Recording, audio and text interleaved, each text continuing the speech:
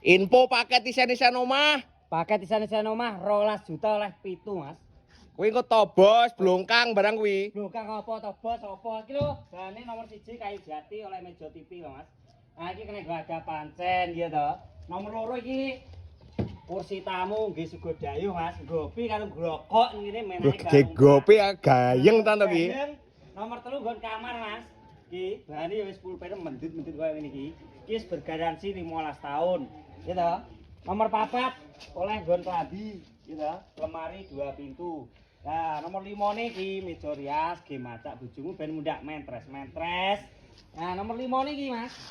Nah, iki enggak ada botok laron ya toh, botok-botok iwak nyambik barang ya kena weling. Ula weling. Ben ora dicaplok kucing. Nah, iki enggak ada sepatune ya. Dhuwur kena enggak ada kaos kaki, ben gak dicatek kirik, Mas. Kaos kaki. Tak kira iki box salon, Nggih. Salonmu kuwi. Ada nang kene ngene. Nah, pira iki balen ana?